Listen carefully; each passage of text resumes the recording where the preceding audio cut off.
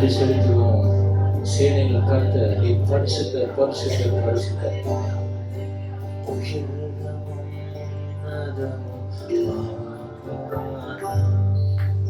சிங்காசனத்தில் வீற்றிருக்கும் உயரமும் உன்னதமும்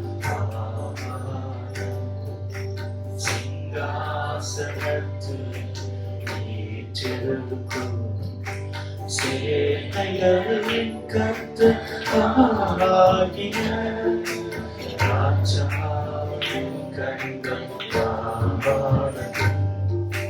சேனைகளின் கர்த்தர் ஆகிய ராஜாவின் கண்கள் காணட்டும்.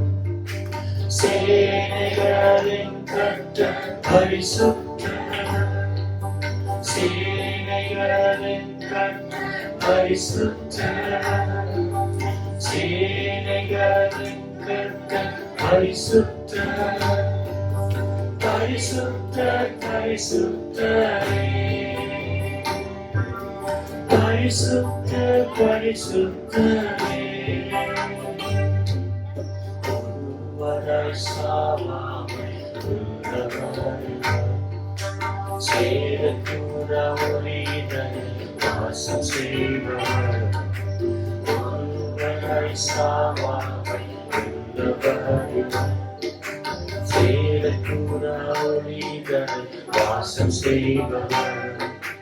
அகிலத்தை வார்த்தையா சிறு சேர்த்தவர்.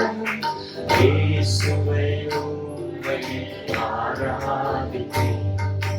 அகிலத்தை வார்த்தையா சிறு சேர்த்தவர். இயேசுவை உம்மை ஆராதிப்பேன். சேனைகளே, சேனைகளின் கர்த்தர் பரிசுத்தர், சேனைகளின் கர்த்தர் பரிசுத்தர், சேனைகளின் கர்த்தர் பரிசுத்தர், பரிசுத்தர், பரிசுத்தரே, பரிசுத்தர், பரிசுத்தரே. ஆதியும் அந்தமும் வானவரே, அல்பாவும் மேகாவும் வானவரே, ஆதியும் அந்தமும் வானவரே, அல்பாவும் மேகாவும் வானவரே. இறந்தவரும் இருப்பவரும் சீக்கிரம் வரப்போகும் ராஜாயிரம். இருந்தவரும் இருப்பவரும் சீக்கிரம் வரப்போகும் ராஜாயிரம். சேனைகளின் கர்த்தர் பரிசுத்தர், சேனைகளின் கர்த்தர் பரிசுத்தர், சேனைகளின் கர்த்தர் பரிசுத்தர், பரிசுத்தர், பரிசுத்தரே, பரிசுத்தர், பரிசுத்தரே.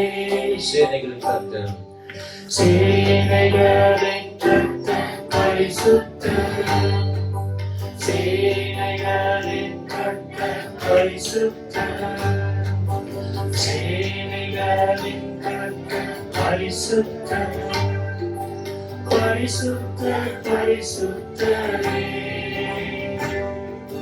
பரிசுத்தர், பரிசுத்தரே. எல்லா நாமத்திலும் மேலான நாமம், எல்லா நாமத்திலும் மேலான முழங்காலில் முழங்கிலும் எல்லா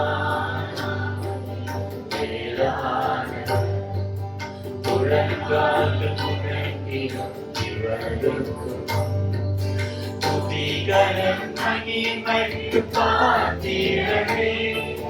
தூயவரே சுவை உயர்த்திடுவே, துதிகரம் மகிமைக்கு பாத்திரமே.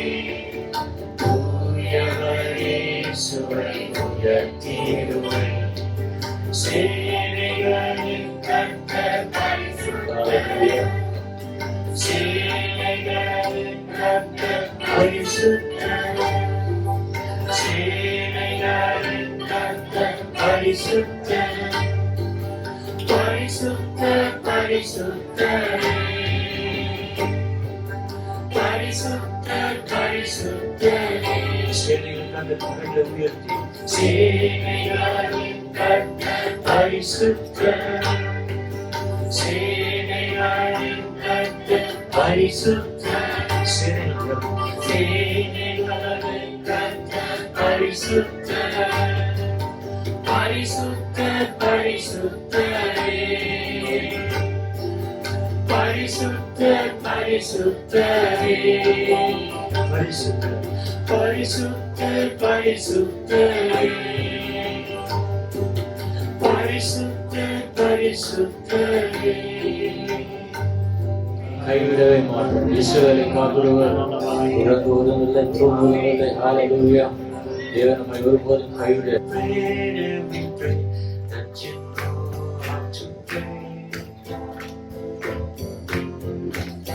Just remember the Lord will give, and the answer is on His way.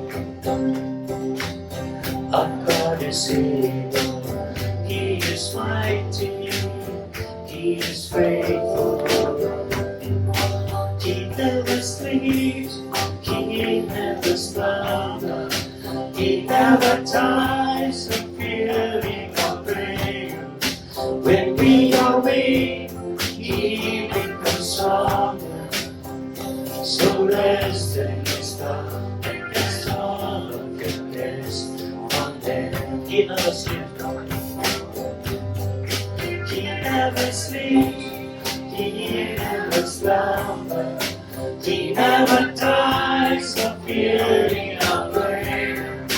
When we are weak, He becomes stronger. So rest in His love and cast all of your cares on Him.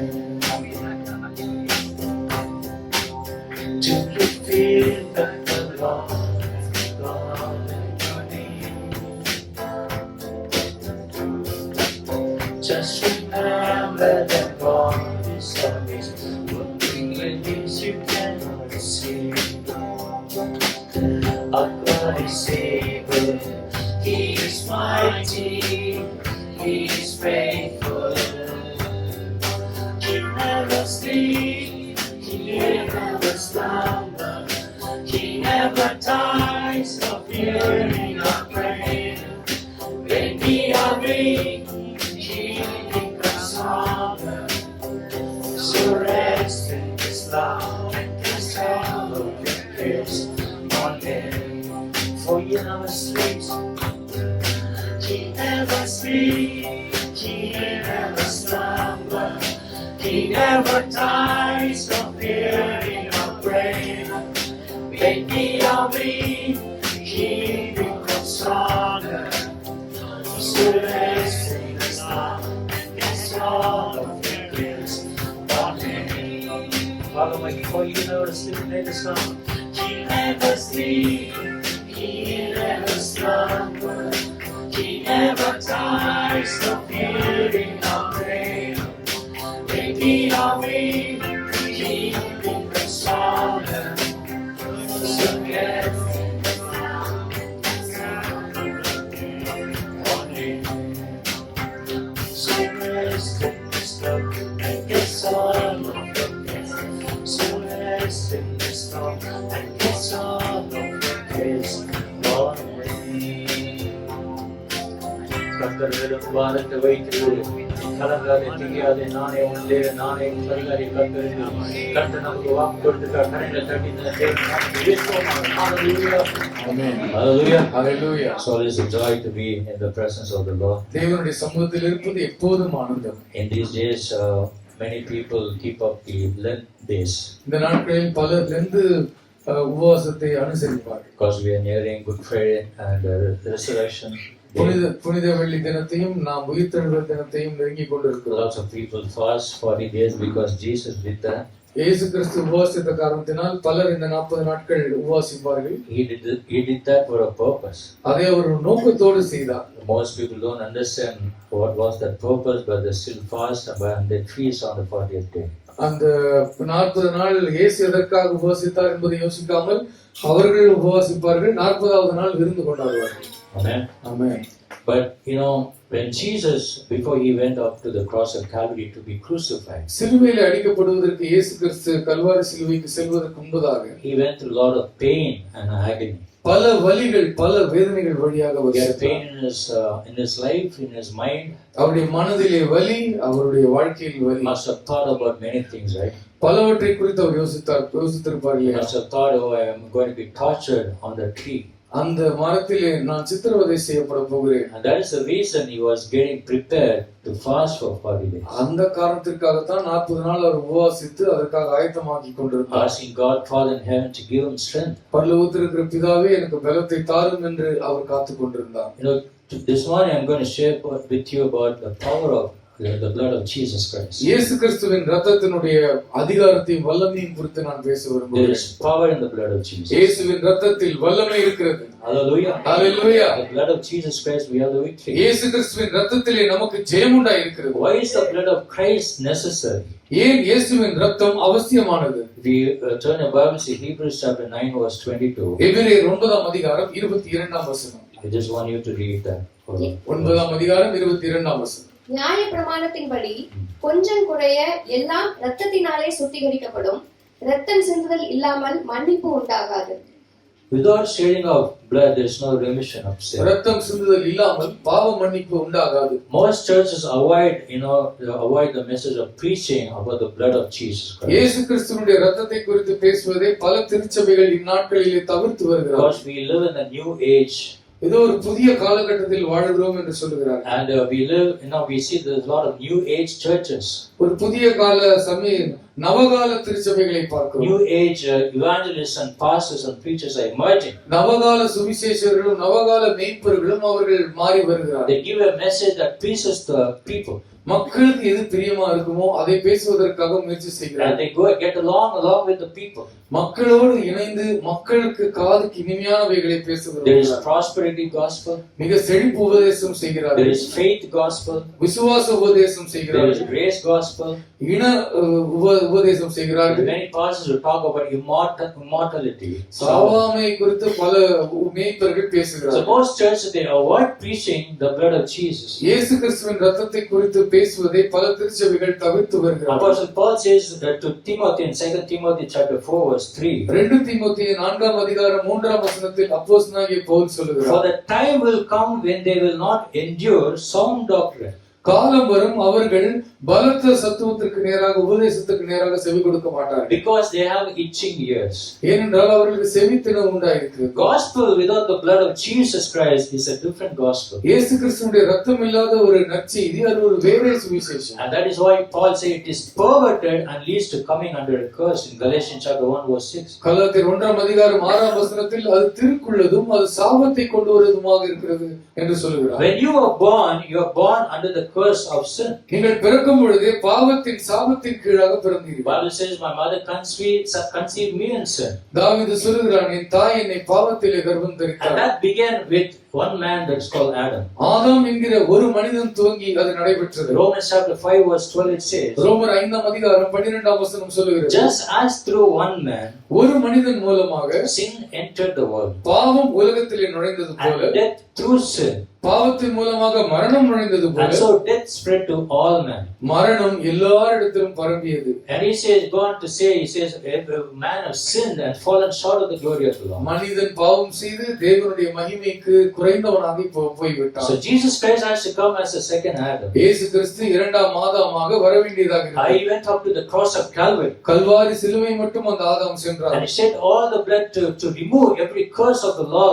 நியாயப்பிரமாணத்தினுடைய சகல சாபத்தை நீக்குவதற்காக தமது ரத்தம் அனைத்தையும் சிந்தினார். So that the curse of the law may be broken over our life. நம்முடைய வாழ்க்கையின் மீது இருக்கிற கர்த்தருடைய சாபம் நீங்கும்படி கர்த்தர் அப்படி செய்தார். Because of his obedience. அவருடைய கீழ்ப்படிதலினாலே many became righteous. அநேகர் நீதிமான்களானார்கள். Hallelujah. Hallelujah. If you do not accept the death of Jesus at Calvary for Kalvari sin, சிலுவையில் நம்முடைய பாவங்களுக்காக இயேசு மரித்தார் என்பதை நாம் ஏற்றுக்கொள்ளாமல் இருந்தால் then you have to pay the bill. அப்ப நீங்க தான் விலையை செலுத்தணும். Because அந்த the விலையை Bible clearly ஏற்றுக்கொள்ள says that the wages of sin is death. பாவத்தின் சம்பளம் மரணம் என்று வேதம் சொல்லுகிறது. John chapter 3 verse 36. யோவான் 3ஆம் அதிகாரம் 36ஆம் வசனம். He who believes in the Son has everlasting life. குமாரனிடத்தில் விசுவாசமாய் இருக்கிறவனுக்கு நித்திய ஜீவன் And உண்டாயிருக்கிறது. he who does not believe in the Son shall not see life, குமாரனை விசுவாசியாதவன் ஜீவனை காண்பதில்லை. but the wrath of God abides on him. தேவனுடைய கோபம் அவன் மேல் You நிலைநிற்கும். see, church, the Bible is a book of blood. வேதம் ரத்த புத்தகம். Hallelujah. Hallelujah. That's why it is called the Holy Bible. ஆகவேதான் அது பரிசுத்த வேதாகம் என்று The சொல்லுவோம். unlimited power of the gospel is found in the blood of Jesus Christ. நற்செய்தியினுடைய அளவிட முடியாத வல்லமை இயேசுவின் ரத்தத்தில் Because காணப்படுகிறது. his blood guarantees salvation. ஏனென்றால் அவருடைய ரத்தம் ரட்சிப்பை உறுதி His செய்கிறது. blood, he conquered the death and hell and grave. மரணம், நரகம், பாதாளத்தை அவருடைய ரத்தம், திரு ரத்தம் ஜெயித்தது. His blood assures us that by his stripes we are healed. அவருடைய ரத்தம் நமக்கு உறுதி செய்கிறது. அவருடைய தழும்புகளாலே நாம் It சுகமாகிறோம். is the blood of Jesus Christ that has set you free from every sin and இயேசு bondage. கிறிஸ்துவினுடைய ரத்தம் சகல கட்டுகளிலிருந்து நம்மை விடுதலையாக்கி இருக்கிறது. That is why the blood of Jesus Christ is very necessary. ஆகவேதான் இயேசு கிறிஸ்துவினுடைய ரத்தம் மிக மிக அவசியமானது. Hallelujah. Hallelujah. The life is in the blood. ஜீவன் ரத்தத்தில் இருக்கிறது. We turn about to Leviticus chapter 17, லேவியராகமம் 17ஆம் அதிகாரத்துக்கு நீங்கள் வேதத்தை திருப்பினால் verse 11. 11ஆம் வசனம். It says that life of a creature is in the blood. மாம்சத்தின் உயிர் ரத்தத்தில் இருக்கிறது. Amen. Amen. How many believe that? எத்தனை பேர் That's நம்புகிறீர்கள்? very true. மிக மிக உண்மை. Because the blood of Jesus Christ was precious blood. இயேசு கிறிஸ்துவினுடைய ரத்தம் விலையேற பெற்றது. It's a very important verse. Let's all read that. மிக முக்கியமான வசனம், நாம் அதை வாசிப்போம். 1 Peter 1 பேதுரு chapter 1, 1ஆம் அதிகாரம் verse 18 and 19. 18 19ஆம் வசனங்கள். What is this? 1 Peter chapter 1, 18 and 19. உங்கள் முன்னோர்களால் பாரம்பரியமாய் நீங்கள் அனுசரித்து வந்த வீணான நடத்தை நின்று அறிவுள்ள வஸ்துக்களாகிய வெள்ளியினாலும் பொன்னினாலும் மீட்கப்படாமல் குற்றமில்லாத மாசற்ற ஆட்டுக்குட்டியாகிய கிறிஸ்துவின் விலையேற பெற்ற இரத்தத்தினாலே மீட்கப்பட்டீர்கள் என்று அறிந்திருக்கிறீர்களே. Hallelujah. Hallelujah. Bible clearly says that you know that was not with perishable things such as silver or gold, அழிந்து போகக்கூடிய வஸ்துக்களாகிய வெள்ளினாலும் பொன்னினாலும் அல்ல, but with the precious blood of Christ, விலையேற பெற்ற ஆட்டுக்குட்டியின் a இரத்தத்தினாலே, lamb without blemish or defect. குறையற்ற மாசற்ற ஆட்டுக்குட்டியின் இரத்தத்தினாலே நீங்கள் மீட்கப்பட்டீர்கள். You see, there's a lot of blood sacrifices that happens, especially in India, right? Even now they do that. இந்தியால பல இடங்களிலே இன்னும் இரத்த பலி செலுத்துகிறார்கள். In many places we see, that they kill lots of animals and do blood sacrifice. நிறைய ஆடு மாடு கோழி எல்லாம் அவர்கள் வெட்டி பலி In செலுத்துகிறார்கள். some places they even do child sacrifice. சில இடத்துல நரபலிகளும் குழந்தை பலிகள் கூட ரகசியமாக நடைபெறுகிறது. All this blood sacrifice cannot, people cannot attain any salvation. இந்த இரத்த பலிகளினாலே ஒருவருக்கும் ரட்சிப்பு உண்டாகாது. Bible clearly says not with bulls or goat. ஆட்டு கிடாக்கள் மாடு இவைகளினால் அல்ல, இவருடைய இரத்தத்தினால் அல்ல. No amount of humanitarian acts of kindness இரக்கத்தின் செயல்கள் நீங்கள் எவ்வளவு செய்தாலும், or any kind of philanthropic the help, தர்ம காரியங்களும் உதவி செயல்களும் நீங்கள் எவ்வளவு செய்தாலும், all such things cannot save your life. You cannot attain salvation through this. இவைகளெல்லாம் செய்து நீங்கள் ரட்சிப்பை விலை கொடுத்து வாங்க முடியாது. Salvation is not possible by joining a church or taking a baptism. ரட்சிப்பு ஞானஸ்நானம் எடுப்பதினாலோ ஒரு திருச்சபையினுடைய அங்கத்தினராக மாறுவதாலோ கிடைக்காது. Salvation is not possible by taking a confirmation. உறுதிப்படுத்துதலில் கலந்து கொள்வதனாலே ரட்சிப்பு உண்டாகாது. Salvation is not possible when you walk through positive thinking. நேர்மறையான சிந்தனையை கொள்வதனாலே உங்களுக்கு ரட்சிப்பு உண்டாகாது. Salvation is not possible when you do yoga or walking on the fire.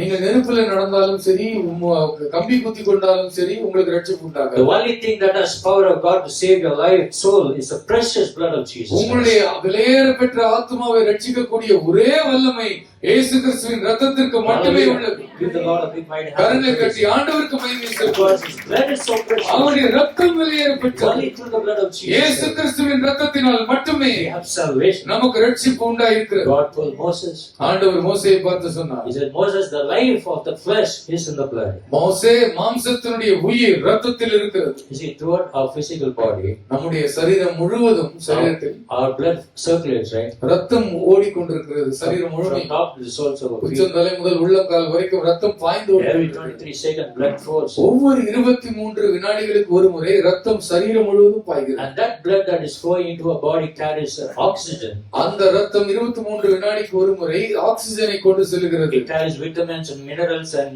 தேவையான nutrients. சத்துக்களும் தாது பொருட்களையும் அது சுமந்து செல்கிறது. And it goes into the body tissues. நம்முடைய சரீரத்தில் இருக்கிற எல்லா அவயவங்களுக்கும் அது செல்கிறது. And it also takes away the waste from our body. உடலில் இருக்கிற தீமைகளையும் வேண்டாதவைகளையும் அது பிரித்தெடுக்கிறது. So life is literally in the blood. நிச்சயமாகவே ஜீவன் ரத்தத்தில் இருக்கிறது. What happens if blood stops? இந்த ரத்த ஓட்டம் நின்று விட்டால் என்னவாகிவிடும்? We are dead, right? நாம் மரித்தவர்கள் என்று அழைக்கப்படுவோம். So the point here is, ஆகவே முக்கியமானது என்ன? a church or a person without the blood of Jesus ஒரு திருச்சபையோ அல்லது ஒரு நபரோ இயேசு கிறிஸ்துவை இல்லாமல் ரத்தம் இல்லாமல் இருப்பாரானால் is a dead church and it is a dead அது person. செத்த திருச்சபை அல்லது அவர் ஒரு செத்த விசுவாசி. The life of Christ கிறிஸ்துவனுடைய ஜீவன் with all its power and blessing, அவருடைய சகல ஆசீர்வாதங்களும் சகல it வல்லமையும் is all ours. அது Hallelujah. எல்லாமே நம்முடையதாக இருக்கிறது. Because we are linked in the blood of Jesus. இயேசுவின் ரத்தத்தோடு நாம் இணைக்கப்பட்டிருக்கிறோம். By faith we are linked in the blood of Jesus. விசுவாசத்தினாலே இயேசுவின் ரத்தத்தோடு நாம் இணைக்கப்பட்டிருக்கிறோம். You see, the truth is, whatever your circumstances may be, சத்தியம் என்ன தெரியுமா? உங்க சூழ்நிலை என்னவா வேணா no இருக்கட்டும். matter what, the devil can even torment your mind is saying, and it can bring all your past sins. உங்களுடைய கடந்த கால பாவங்களை எல்லாம் ஞாபகப்படுத்தி உங்களுடைய மனதை பிசாசு எவ்வளவு சித்திரவதை He can செய்கிறார். remind you, you did this, you did that. நீ இதை செய்தாய், அதை செய்தாய், இப்படி பேசினாய், அப்படி நடந்தாய் என்று சொன்னாலும் And you know, one precious drop of blood ஒரே ஒரு இயேசுவின் ரத்தத்தினுடைய ஒரு துளி can make you whiter as snow. உங்களை வெண்பனியை போல அது வெண்மையாக்கும். Hallelujah. Hallelujah. Because there is power in the blood of இயேசுவின் Jesus. ரத்தத்திலே அதிகாரம் When இருக்கிறது. you confess the power, the blood of Jesus Christ, இயேசு கிறிஸ்துவின் ரத்தத்தை நீங்கள் அறிக்கை பண்ணால் every demon flee, பிசாசுகள் புறப்பட்டு ஓடும், every sickness flee, வியாதிகள் ஓடும், every strongholds be broken, அரணான கோட்டைகள் உடைந்து போகும், chains will be broken. சங்கிலிகள் அறுந்து போகும். Because He shed His precious blood for you and me. உங்களுக்காகவும் எனக்காகவும் இயேசு ரத்தம் சிந்தினார். Hallelujah. Hallelujah. David says in Psalm 57 verse 7, தாவீது சங்கீதம் 57 அதிகாரம் he says, 7 Lord, வசனத்தில் சொல்கிறார், cleanse me with hyssop, என்னை ஈசோப்பினாலே கழுவும், and I will be clean.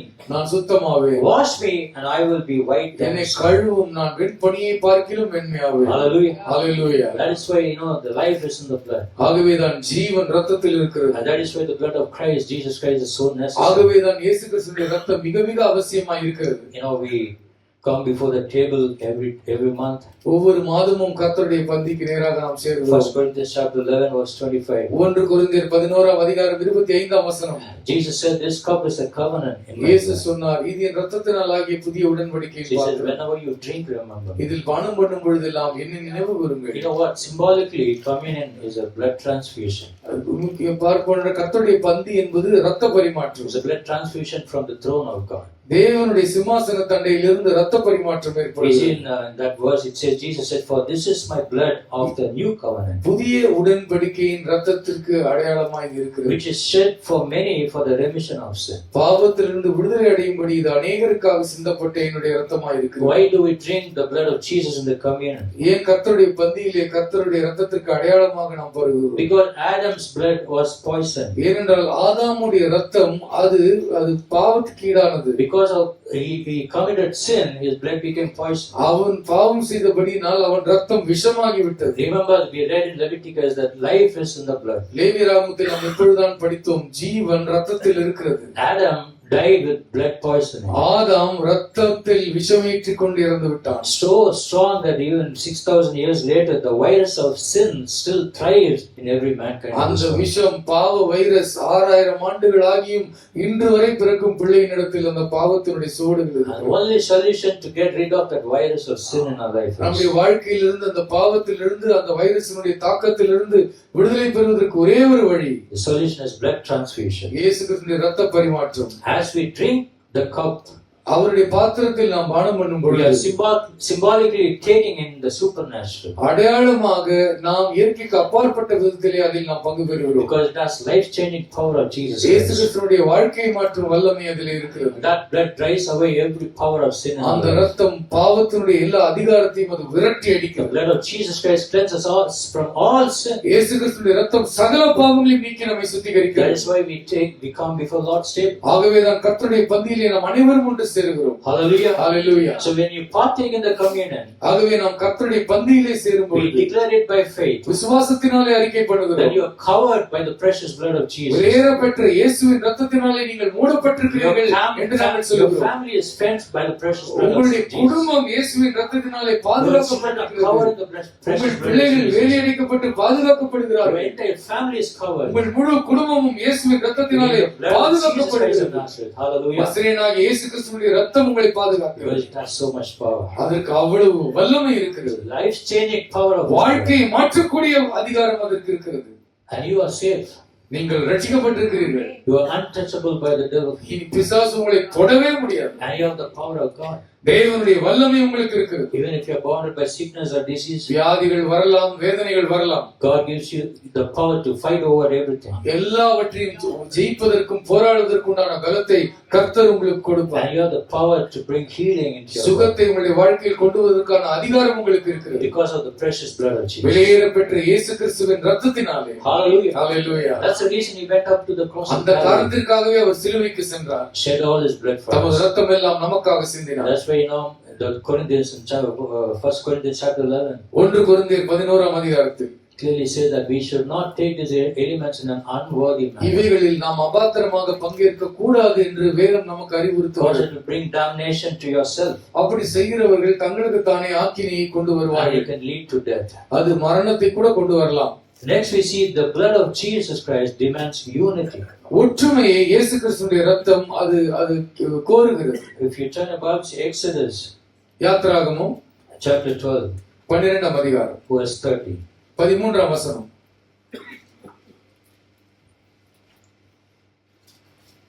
நீங்கள் இருக்கும் வீடுகளில் அந்த இரத்தம் உங்களுக்காக அடையாளமாய் இருக்கும்.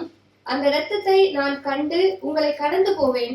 நான் எகிப்து தேசத்தை அழிக்கும் போது அழிக்கும் வாதை உங்களுக்குள்ளே வராதிருக்கும். Hallelujah. Hallelujah. That's why Christ's blood is very necessary. ஆகவே தான் இயேசுவின் இரத்தம் மிக மிக அவசியமானது. Now in this verse we see that God did not say, when I see your good works. ஆண்டவர் இங்கே சொல்லவில்லை, உன்னுடைய நல்ல வேலைகளை எல்லாம் நான் பார்த்து.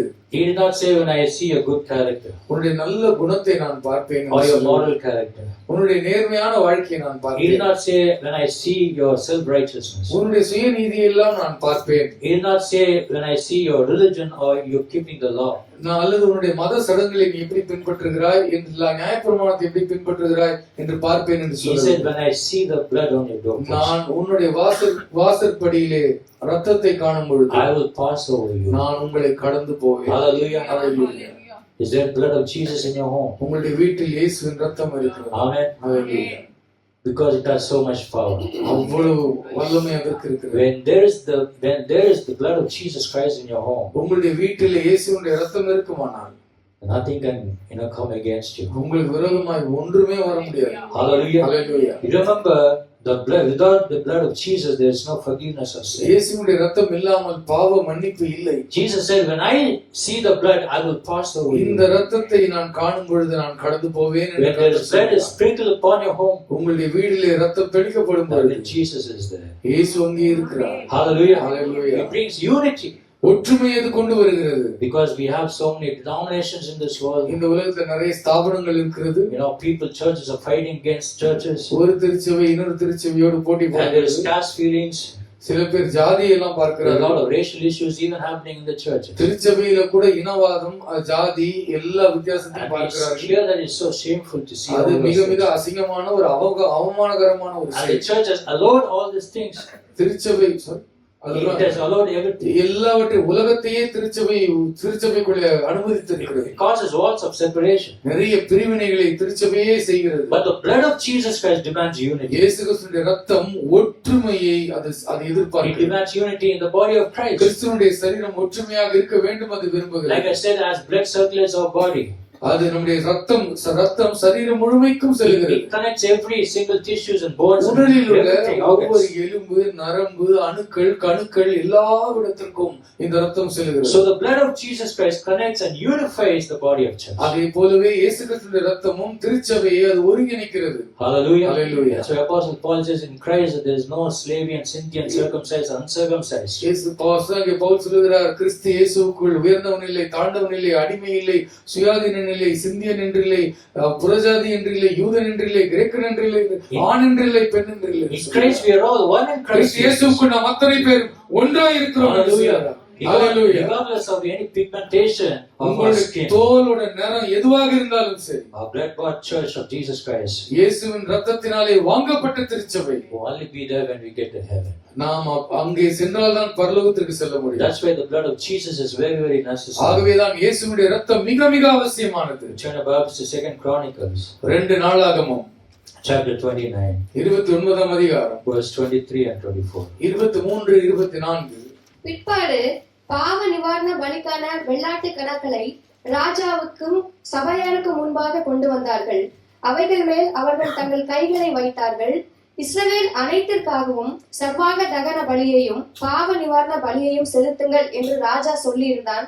ஆதலால் ஆசாரியர் அவைகளை அடித்து இஸ்ரவேல் அனைத்திற்கும் பாவ நிவர்த்தி உண்டாக்க அவைகளின் இரத்தத்தால் பலிபீடத்தின் மேல் பிராயச்சித்தம் செய்தார்கள். In the Old Testament we see this was a culture. பழைய ஏற்பாட்டில் இது ஒரு கலாச்சாரமாக நாம் பார்க்கிறோம். And for every sin they committed they will do a blood sacrifice. அவர்கள் பாவம் செய்யும் பொழுதெல்லாம் ஒரு இரத்த பலியை செலுத்துவார்கள். So from Genesis to the book of Revelation we see a stream of blood that flows. ஆதியாகமம் முதல் வெளிப்படுத்தின விசேஷம் வரைக்கும் இரத்தம் எங்கும் பாய்ந்து ஓடுகிறதை பார்க்கிறோம். It actually begins with Cain and Abel. அங்கே காயின் ஆபேலிடமிருந்து அது துவங்குகிறது. In the first act of worship.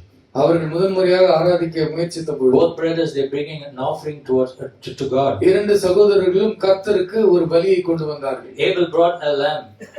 ஆபேல் ஒரு ஆட்டுக்குட்டியை கொண்டு வந்தார். Cain brought an offering from the fruit of the ground. அவர் நிலத்தினுடைய பழங்களையும் காய் கனிகளையும் காயின் கொண்டு வந்தார்.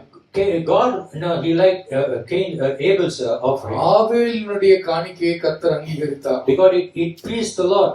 அது கர்த்தருக்கு பிரியமாய் இருந்தது. Because it was a lamb of God. அது தேவனுடைய ஆட்டுக்குட்டியாக இருந்தது. It was God's way of removal of sin. அது பாவத்தை நீக்குவதற்கு அது கர்த்தருடைய வழியாக இருந்தது. But Cain's offering was rejected. காயினுடைய காணிக்கை நிராகரிக்கப்பட்டது. Because it was the way of saying for Cain, I can earn my salvation by அது what I எதற்கு do. அடையாளமாக இருக்கிறது என்றால் நான் என்னுடைய ரட்சிப்பை நானே உழைத்து சம்பாதித்து விடுவேன். In Genesis chapter 8 verse 20. நீதிமொழிகள் 8ஆம் அதிகாரம் 20ஆம் வசனத்தில் 16 centuries past.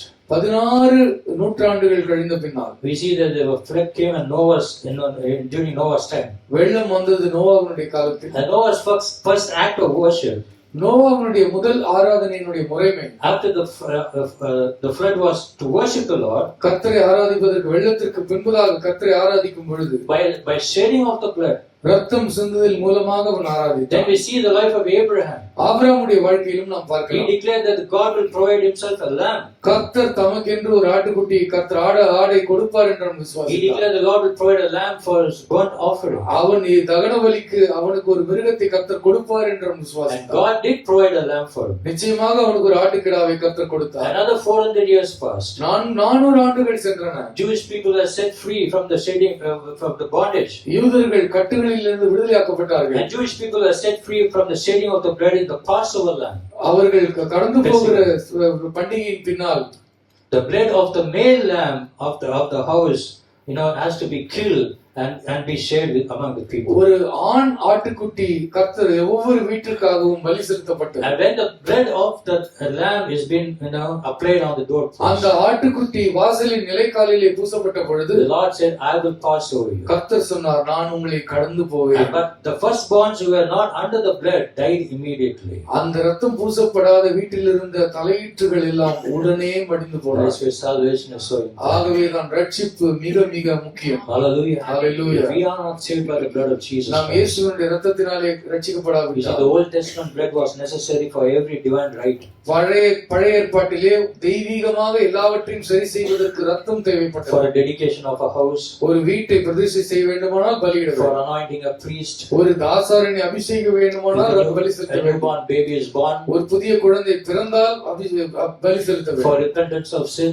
பாவத்திலிருந்து மனம் திரும்புவதற்கு பலி செலுத்த So these வேண்டும். are the Old Testament culture. இவைகள் எல்லாம் பழைய ஏற்பாட்டினுடைய வழிமுறைகள். It was necessary for every divine right. ஒவ்வொரு தெய்வீகமான சரி செய்தலுக்கும் ரத்தம் But தேவைப்படுகிறது. in the book of Hebrews, ஆனால் எபிரேய புத்தகத்தில் நாம் பார்க்கிறோம், chapter 9, we see, 9ஆம் அதிகாரத்தில் we read that without shedding of blood, there is no remission. ரத்தம் of sin. சிந்துதல் இல்லாமல் பாவ மன்னிப்பு இல்லை என்று காண்கிறோம். And Jesus Christ இயேசு கிறிஸ்து came as a high priest. அவர் பிரதான ஆசாரியராக வந்தார். And he went through the greater and more perfect tabernacle. அவர் மகா உன்னதமான அவர் வாசஸ்தலத்துக்குள்ளே அவர் சென்றார். That is not man-made, அது மனுஷ கைகளினால் உண்டாக்கப்பட்டது அல்ல. not part of this creation. அது இந்த சிருஷ்டியினுடைய ஒரு பகுதியும் அல்ல. He did not enter by means of the blood of goats and calves, ஆட்டுக்கடாக்களின் ரத்தத்தினாலே அவர் உள்ளே செல்லவில்லை. but he entered the most holy place once for all by his own blood, having obtained eternal தம்முடைய redemption. சொந்த ரத்தத்தினாலே நித்திய ஜீவனை அடைந்தவராக அவர் மகிமைக்குள்ளே The பிரவேசித்தார். blood of goats and bulls and the ashes of heifer sprinkled on those who are ceremonially unclean, sanctify them so that they are outwardly clean. ஆட்டுக்கடாக்களின் ரத்தத்தினாலும் கன்றுக்குட்டிகளுடைய ரத்தத்தினாலும் தகன பலிகளை செலுத்துவதினாலும் சாம்பல்களை பூசுவதினாலும் அவர்கள் அடையாளமாக சுத்திகரிக்கப்பட்டாலும் நிரந்தரமாக இயேசு கிறிஸ்துவின் ரத்தத்தினாலே அவர்கள் கழுவப்பட்டார்கள். Hebrews chapter 9 verse 14 it says, எபிரேயர் 9ஆம் அதிகாரம் 14ஆம் வசனம் how சொல்லுகிறது, much more then will the blood of Christ, who through the eternal Spirit offered himself unblemished to God, cleanse our consciousness from acts that lead to death. மரணத்துக்கு ஏதுவாக நம்மை படுத்தக்கூடிய பாவத்திலிருந்து நம்மை இயேசு கிறிஸ்துவினுடைய மகா பரிசுத்த ரத்தம் நம்மை சுத்திகரித்து நம்மை விடுதலையாக்குவது எவ்வளவு நிச்சயமாய் இருக்கிறது So that we- என்ற வசனத்தை நாம் so that பார்க்கிறோம். we may serve the living God. ஜீவனுள்ள தேவனை சேவிக்கும்படியாக For this reason Christ the mediator, இந்த காரணத்திற்காகவே கிறிஸ்து நமக்கு மத்தியஸ்தராகவும் இருக்கிறார். he has come into this world. இந்த உலகத்திலே அவர் வந்தும் இருக்கிறார். Bible clearly says, வேதம் மிக தெளிவாக for சொல்கிறது, Christ did not enter a man-made sanctuary. இயேசு கிறிஸ்து மனுஷனுடைய கைவேலையினால் உண்டாக்கப்பட்ட ஒரு பிரகாரத்திற்குள் வரவில்லை. That was only a copy of the true one. அது மெய்யான ஒரு பிரகாரத்திற்கு அடையாளமாக அது இருக்கிறது. He entered heaven itself, அவரே பரலோகத்திற்குள் நுழைந்தார். now to appear for us in God's presence. தேவனுடைய சமூகத்தில் நமக்காக அவர் பிரத்யட்சமானார். So Christ was sacrificed once to take away the sins of many people, இயேசு கிறிஸ்து அநேகருடைய பாவங்களை நீக்குவதற்காக அவர் பலியானார். and he's going to come again. அவர் மறுபடியும் வரப்போகிறார். And he will appear again, அவர் மறுபடியும் தோன்றுவார். not to bear sin, பாவங்களை சுமப்பதற்காக அல்ல, but to bring salvation to those who are waiting for him. அவருக்காக காத்திருக்கிறவர்களுக்கு ரட்சிப்பை அளிப்பதற்காக அவர் வருகிறார். Hallelujah. Hallelujah. So God be ready. ஆகவே ஆயத்தமாக இருக்க வேண்டும். We have come to the end of the age. நாம் காலத்தின் முடிவுக்கு வந்திருக்கிறோம். As we see all these earthquakes and famine and flood, பூமி அதிர்ச்சிகளையும் வெள்ளங்களையும் பஞ்சங்களையும் நாம் பார்க்கிறோம். as we see this trade war happening in the world, உலகத்திலே வர்த்தக போர் உண்டாகி இருக்கிறது. communal clashes, மத சண்டைகள் உண்டாகி கொண்டிருக்கிறது. war against nation against தேசத்திற்கு nation. விரோதமாய் தேசம் போரிட்டுக் These கொள்கிறார். are the signs of the coming of the இவைகள் Lord. எல்லாம் கிறிஸ்துவனுடைய வருகைக்கு மிக தெளிவான அடையாளங்கள். God has come to the end of the edge of the door and is standing. காலத்தின் முடிவிலே வந்து கர்த்தர் கதவை தட்டி நின்று Now கொண்டிருக்கிறார். is the time. இதுவே காலம். This is a time for salvation. இதுதான் ரட்சிப்பிற்கான காலம். Hallelujah. We hallelujah. got to get saved. நீங்கள் ரட்சிக்கப்பட வேண்டும். Otherwise, we don't know where we are going. எங்கே போகிறோம் என்று நமக்கு தெரியாது. Bible clearly says the wages of sin is death. பாவத்தினுடைய சம்பளம் மரணம் என்று வேதம் But the சொல்லுகிறது. gift of God is, it's eternal life in Christ Jesus. தேவனுடைய கிருபை வரமோ கிறிஸ்து இயேசுவுக்குள் நித்திய ஜீவனாய் And இருக்கிறது. that is why we need the blood of அந்த Jesus. காரணத்தினாலேயே இயேசு கிறிஸ்துவின் ரத்தம் நமக்கு வேண்டும். Everybody say the blood of Jesus Christ. எல்லாரும் சொல்லுங்க, இயேசுவின் ரத்தம் ஜெயம். Say, I have prayed the blood of Jesus. இயேசுவின் ரத்தத்தை நான் என் மீது வைக்கிறேன். Put your hands on your head and say, தலையின் மீது கை வைத்து I have prayed the blood சொல்லுங்க, of Jesus upon me. இயேசுவின் ரத்தத்தை என் தலையின் மீது I have prayed வைக்கிறேன். the blood of Jesus Christ upon my home. என்னுடைய வீட்டின் மீது இயேசுவின் ரத்தத்தை On my வைக்கிறேன். children, on my husband, N on my பிள்ளைகள் wife. மீது, என்னுடைய கணவர் மீது, என் மனைவியின் மீது Because- நான் வைக்கிறேன். Because there is power in the blood. இயேசுவின் ரத்தத்திலே வல்லமை இருக்கிறது. The blood cleanses us from all iniquities. இயேசுவினுடைய ரத்தம் எல்லா அக்கிரமங்களையும் நீக்கி நம்மை சுத்திகரிக்கிறது. So every time you confess the blood of Jesus, திருச்சபையை ஒவ்வொரு முறையும் இயேசுவினுடைய ரத்தத்தை நீங்கள் அறிக்கை பண்ணும் when பொழுது, you go out, when you come in, நீங்கள் உள்ளே போய் வெளியே வருகிறீர்கள். You go to office or wherever you are. நீங்க வீட்டுக்கு போனாலும் சரி, ஆபீஸ்க்கு போனாலும் சரி, எங்க போனாலும் Say சரி, the blood of Jesus. இயேசுவின் ரத்தத்தை அறிக்கை பண்ணுங்கள். That brings you victory. அது உங்களுக்கு ஜெயத்தை கொண்டு வரும். Because it has power. அதற்கு வல்லமை இருக்கிறது. Because the blood of Jesus Christ can do a miracle. இயேசு கிறிஸ்துவின் ரத்தம் ஒரு அற்புதத்தை உங்கள் வாழ்க்கையில் செய்யும். I want God to do a miracle today. எத்தனை பேர் உங்கள் வாழ்க்கையில் கர்த்தர் அற்புதம் செய்ய Stand to விரும்புகிறார்கள்? your feet and say, Lord. எல்லாரும் எழுந்து நின்று நாம் சொல்லுவோம். Ask Brother Raj to pray. நாம் ஜெபிப்போம். எல்லோரும் கரங்களை உயர்த்தி, என்னை மீட்டுக் கொண்ட ரத்தம், இயேசு நமக்கு சொந்தமானவர், ரத்த சொந்தமானவர். கரங்களை உயர்த்தி, ஆண்டவரே நீர் என் ரத்த சொந்தமானவர். ஆண்டவரே என்னுடைய ரத்தத்தின் ரத்தம் நீர். எல்லாம் சொல்லுவோம், ஆண்டவரே என் ரத்த சொந்தம் நீர். ஆண்டவரே ரத்தம் கொடுத்து என்னை மீட்டுக் கொண்டீரப்பா, ரத்தம் சிந்தி என்னை மீட்டுக் கொண்டீர். மகனாய் ஏற்றுக்கொண்டு எனக்கு உரிமை இருக்கிறது. ரத்த சொந்தத்திற்கு தானே இந்த உலகத்தின் அரசாங்கமே சொத்துக்களை பகிர்ந்தளிக்கிறது. உரிமை கோர முடியும். பக்கத்து வீட்டுக்காரர் உரிமை கோர முடியுமா? ரத்த சொந்தம் தானே உரிமை கோர முடியும். ரத்த சொந்தம் கொடுக்கிற வழக்கு தானே கோர்ட்டில் ஏற்றுக்கொள்ளப்படும், நீதிமன்றத்தில் ஏற்றுக்கொள்ளப்படும். சுய நீதியினாலே கர்த்தருடைய சொத்திலே பங்காளிகள் ஆக முடியாது. அவர் ரத்த சொந்தம் ஆனால் மட்டும்தான் அவருடைய ராஜ்யத்தின் பங்காளிகளாக உள்ள கரங்கள் உயர்த்தி, ரத்தம் சிந்தி என்னை மீட்டுக் கொண்டீர். ஆண்டவரே நீர் என் உறவாய் இருக்கிறீர். என் உறவு ஆண்டவரே நீர் என்னை மீட்டுக் கொண்டீர். இயேசுவின் ரத்தம் எல்லாம் சொல்லுவோம். இயேசுவின் ரத்தம் ஜெயம், இயேசுவின் ரத்தம் ஜெயம். ஆண்டவரே இந்த பூமியில எனக்கு ஜெயம் உண்டாயிருக்கும். நான் எல்லாவற்றிலும் ஜெயிப்பேன். பாவத்தை ஜெயிப்பேன், நோய்களை ஜெயிப்பேன். ஆண்டவரே கர்த்தாவே சோர்வுகளை ஜெயிப்பேன், பலவீனங்களை ஜெயிப்பேன், கடன் பிரச்சனைகளை ஜெயிப்பேன். ஆண்டவரே கர்த்தாவே உமக்காக நான் ஜெயமுள்ள வாழ்க்கை வாழ்வேன். இந்த உலகத்தில் நான் கண்ணை மூடும் பொழுது ஜெயமாய் இந்த ராஜ்யத்துக்குள் பிரவேசிப்பேன். ஏனென்றால் இயேசுவின் ரத்தம் எனக்கு ஜெயத்தை நிச்சயித்திருக்கிறது. It guarantees salvation. ஆண்டவரே ரட்சிப்பை அது உறுதி செய்கிறது. ஆண்டவரே உறுதி செய்தவர் கர்த்தர். என் சுயநீதி என்னை ரட்சிக்காது. நான் எவ்வளவு நல்லவன் என்று என்னை காண்பித்துக் கொள்வது என்னை ரட்சிக்காது. கர்த்தாவின் தர்ம காரியங்கள் என்னை ரட்சிக்காது. ஆண்டவரே பாசிட்டிவ் திங்கிங் என்னை ரட்சிக்காது. கர்த்தாவே இந்த உலகத்தில் இருக்கிற லீடர்ஷிப் ஸ்கில்ஸ் என்னை ரட்சிக்காது. ஆண்டவரே பவர் ட்ரெஸ்ஸிங் என்னை ரட்சிக்காது. என்னை இயேசுவின் ரத்தம் ரட்சிக்கும். இயேசுவின் ரத்தம் ஒற்றுமையாக்குற எல்லா கரங்களை உயர்த்தி, ரத்தம் ஏதாவது ஒரு பகுதியில சரியாக பாயா விட்டால் அது செயலிழந்து விடும். அந்த உடலுடைய அவயவம் செயலிழந்து விடும். ரத்தம் கையில பாயாட்டி கை வேலை செய்யாது. சொல்லுவாங்க முடக்குவாதம் வந்துருச்சு, ரத்த ஓட்டம் சரியாக இல்லாவிட்டால் சபை முடங்கிவிடும். பிரியமானவர், நாம் ஒற்றுமையா இல்லாவிட்டால், ரத்தம் சில பேர் கிடையாது, சில ஜாதிக்காரங்களுக்கு கிடையாது, சில ஊர்க்காரங்களுக்கு கிடையாது என்று நினைத்தால் திருச்சபை முடங்கிவிடும். எல்லா காரங்களும் ஆண்டவரே அந்த பாவத்தை எங்களுக்கு மன்னிப்பீராக. யூதன் என்றும் இல்லை, கிரேக்கன் என்றும் இல்லை, ஆண் என்றும் இல்லை, பெண் என்றும் இல்லை, அடிமை என்றும் இல்லை, சுயாதீனன் என்றும் இல்லை, எஜமானன் என்று இல்லை, வேலைக்காரன் என்று இல்லை, கருப்பன் என்று இல்லை, வெளுத்தவன் என்று இல்லை, நிறம் இல்லை, இனம் இல்லை, பேதம் இல்லை, ஆண் இல்லை, பெண் இல்லை. ஆண்டவரே கிறிஸ்துவுக்குள் நாம் சகோதரர்களா இருக்கிறோம். ஆண்டவர் கிறிஸ்துவுக்குள் நாம் சகோதரிகளா இருக்கிறோம். ஆண்டவரே அந்த நினைப்பு திருச்சபைக்கு உண்டாயிருக்கட்டும். எல்லா கரங்களையும் அப்பா எங்கள் திருச்சபைகளின் பாவங்களை மன்னிப்பீராக. எங்கள் திருச்சபை செய்கிற அக்கிரமத்தை மன்னிப்பீராக, அநியாயத்தை மன்னிப்பீராக, அநியாயத்தை மன்னிப்பீராக. ஊர்க்காரனுக்கு ஒரு ஃபேவர், ஜாதிக்காரனுக்கு ஒரு ஃபேவர் பண்ணுகிற அந்த கீழ்த்தரமான செயலை மன்னிப்பீராக. அந்த ஈன செயலை, அந்த பாவ செயலை மன்னிப்பீராக. கர்த்தர் சபையை சுத்திகரிப்பீராகப்பா, சுத்திகரிப்பீராக, எங்களை சுத்திகரிப்பீராக. நாங்களும் அத்தனை பேரையும் கிறிஸ்துவனுடைய சாயலில் படைக்கப்பட்ட மனிதர்களாக ஒரு மனிதனை காணும் பொழுது அவன் கர்த்தருடைய சாயலிலே படைக்கப்பட்டவன், அவன் கர்த்தருடைய பிள்ளை, கர்த்தர் அவனுக்காக சிலுவையில் மரித்திருக்கிறார் என்கிற உணர்வோடு ஒரு சகோதரனை, ஒரு சகோதரியை காண்பதற்கு எங்களுக்கு அந்த அறிவை, அந்த புத்தியை தரும்படி ஜெபிக்கிறோம். ஆண்டவரே இந்த உலகத்தில் உள்ள ஒரு இனத்தவரையும், இந்த உலகத்தில் உள்ள ஒரு மதத்தவரையும், இந்த உலகத்தில் உள்ள ஒரு மொழி பேசுபவரையும், இந்த உலகத்தில் உள்ள ஒரு நிறத்தவரையும் வெறுப்பதற்கு, அவர்களை ஒதுக்குவதற்கு, ஒடுக்குவதற்கு கிறிஸ்தவம் அனுமதிக்கவில்லை என்பதை நாங்கள் அறிந்து, நாங்கள் கிறிஸ்துவனுடைய ரத்தத்தினாலே இணைக்கப்பட்டிருக்கிறோம், கட்டப்பட்டிருக்கிறோம், ஒன்றாயிருக்கிறோம் என்பதை அறிந்து நாங்கள் கர்த்தருக்குள் பயந்து வாழ்வதற்கு கர்த்தர் கிருபை பாராட்டுவீராக. உடைய திருக்கரத்தில் எங்களை தாழ்த்தி அர்ப்பணிக்கிறோம்.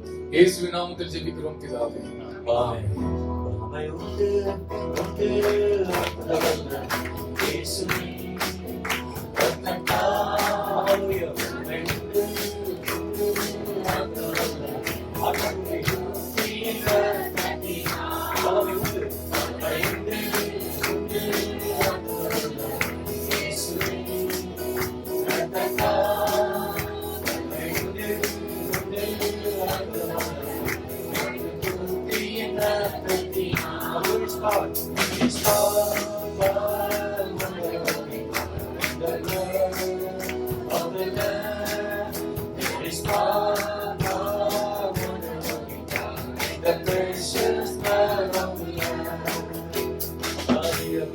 we might and the praise.